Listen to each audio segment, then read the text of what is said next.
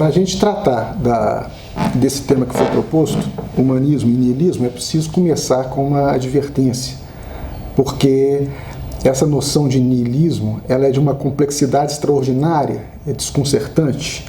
Melhor seria mesmo a gente falar, não no singular, mas no plural, niilismos.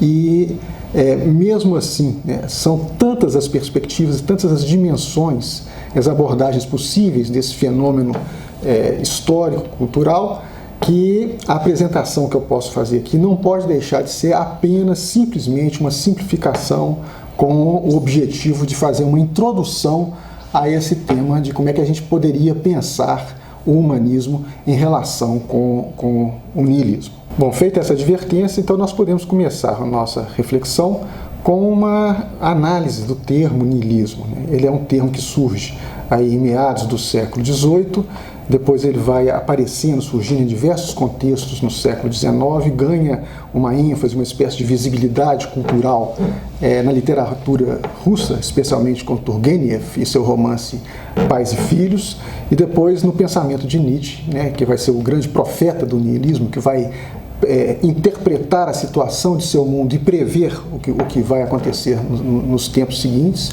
Nietzsche vai ser o grande pensador, o primeiro grande pensador do niilismo, apesar do termo já aparecer e já ser pensado na filosofia anterior. E no século XX, então, ele é adotado também em diversos contextos e ele se torna uma espécie de indicador da forma para interpretar, para se ler a forma da cultura contemporânea. Mas o termo niilismo mesmo, o que ele significa? Ele é composto a partir desse radical latino, nihil, e nihil significa nada. Então, imediatamente, niilismo designaria uma posição, um tipo de pensamento que afirma o nada.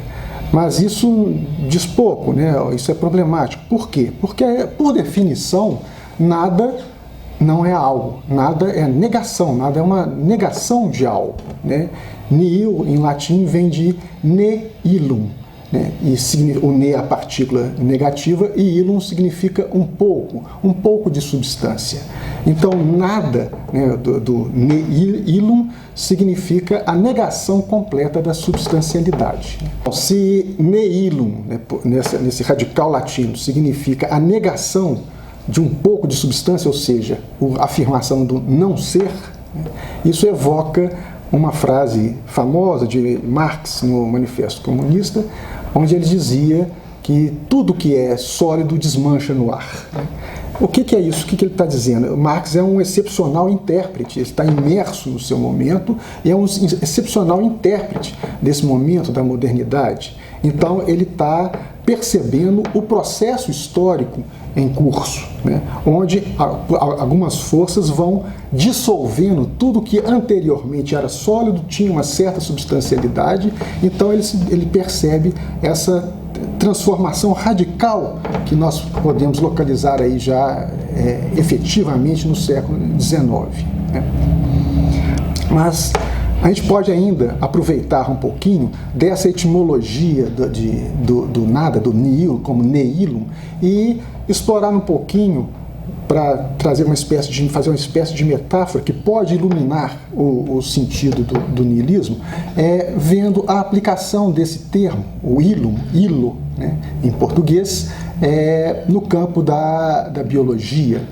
Nas ciências biológicas, o ilo designa uma estrutura de comunicação, uma estrutura anatômica que faz a comunicação de um determinado órgão, de uma víscera, como os rins, o pulmão, o fígado e o baço, com aqueles elementos vasculares, artérias, veias e também elementos nervosos e linfáticos que dão suporte ao funcionamento, à função de uma determinada víscera. Então, isso aqui é o ilo em significado biológico. Agora vamos imaginar, fazendo a transposição, uma espécie de jogo para transpor. O que significa esse ilo, então? Se a gente imaginasse a supressão dessa estrutura anatômica, o órgão perderia a capacidade de processar a matéria vital, de cumprir a sua função biológica. Bom, se nós aplicarmos, então, agora isso, desse campo, da biologia analogicamente para a questão do niilismo, que nós vimos aí da etimologia como a negação, o nihilum, né? Então, analogicamente, o niilismo vai designar uma posição, uma atitude ou uma situação em que algo perde a sua conexão com a sua referência vital, uma referência que dá sentido e dá, então, a razão de ser desse algo, né? Esse algo nós vamos pensar, então, já que nosso tema é humanismo e niilismo, vamos tentar pensar essa situação do niilismo aplicado, né, trazendo, então, o ser humano, né, por essa analogia que eu tentei estabelecer, como aquilo, pensar a negação do ilum do ser humano. Seguindo esse movimento aí da analogia, vamos pensar o ser humano a partir dessa visão do hilo, como uma estrutura que dá suporte e, portanto, dá sentido e razão de ser alguma coisa. Então, nós devemos perguntar qual que é a finalidade, a função, mas em termos de finalidade do ser humano, o que dá a sua razão de ser e, especialmente, né, o que é que dá suporte ao modo humano de existência. A gente poderia dar uma resposta que, no fundo, é uma resposta circular, simples e tautológica, né, dizendo que a finalidade da existência humana é a realização da própria humanidade dentro de uma comunidade humana, em cada um de seus membros e no todo da comunidade. A noção de realização humana, se ela é pensada em termos filosóficos, é uma categoria que estabelece a interseção entre a reflexão ética, que pretende responder à questão como eu devo viver, e a reflexão antropológico-filosófica, que responde à questão o que é o ser humano. Então é uma categoria de interseção. Quando nós examinamos as culturas que se sucederam e que existem, que dão testemunho da humanidade ao longo da experiência histórica no tempo e no espaço, nós percebemos que, mesmo que seja de uma forma implícita, não reflexiva, não tematizada explicitamente, toda cultura propõe ela se organiza a partir de uma certa concepção do que é ser humano. E dentro dessa concepção, dentro desse modelo do que é ser humano, se abre em cada cultura as formas sancionadas, as formas legitimadas por essa cultura, pelo modo de vida encarnado nessa cultura, de como é possível a realização humana. Então nós temos, assim, em toda cultura nós podemos desentranhar um perfil antropológico, quer dizer, o modelo de ser humano que é proposto naquele modo de vida cultural, e o seu correspondente perfil ético, né, que então, define os valores ideais que norteiam a realização humana. E assim, então, nós temos a identidade particular de uma dada cultura. Dentro dessa experiência humana ampla, nós podemos dizer que o ser humano, desde sempre, ele se percebe espontaneamente inserido numa ordem maior, uma ordem que o transcende, porque não foi ele que a estabeleceu, ele já se descobre dentro dessa ordem, uma ordem cósmica, que não é então resultado da sua ação, da sua instituição, mas à qual ele está assujeitado. Então é uma ordem que ao mesmo tempo vai além dele, está além da circunscrição humana, por isso ela o transcende, e ao mesmo tempo inclui a dimensão humana como um dos seus níveis, um dos níveis dessa ordem. Essa experiência espontânea inclui também a percepção de que a própria existência e sobrevivência da humanidade depende dessa ordem, depende da manutenção, da preservação dessa ordem maior. Portanto, a ordem é uma condição para a existência da humanidade. Nessa mesma medida, a ordem vai ser espontaneamente vivida e afirmada como sendo boa.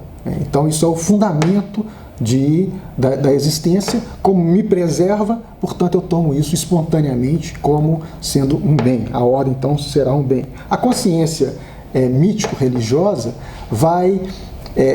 ela vai descrever essa ordem como sendo o resultado de ações divinas, num drama divino ocorrido em Nilotêmpore, naquele tempo, num tempo das origens. Isso vai variar de cultura para cultura. Por exemplo, na tradição bíblico-cristã, nós temos lá o livro do Gênesis, onde Deus, então, a partir de um ato criador, vai instituir toda a ordem cósmica e, num determinado momento, ele cria o ser humano. Quer dizer que, então, existe essa ordenação, essa hierarquização do ato criador divino.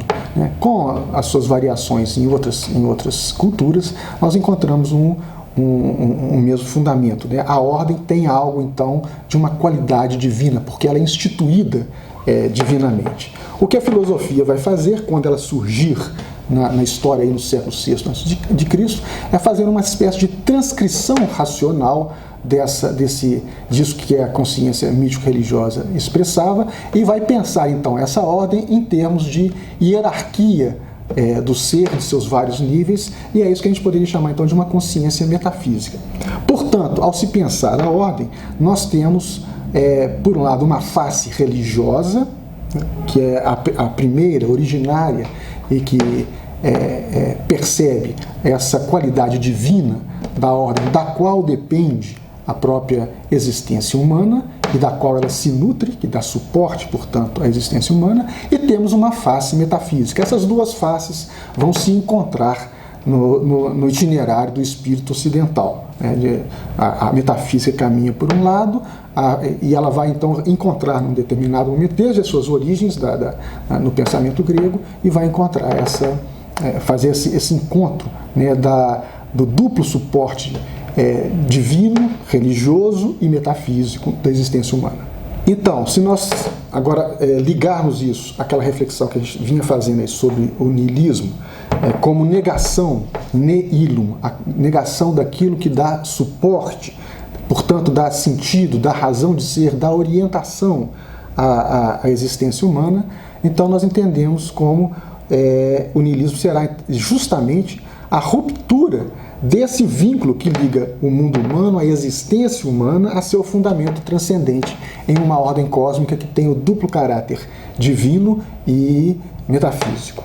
Como consequência dessa ruptura, o que é que nós vamos ter?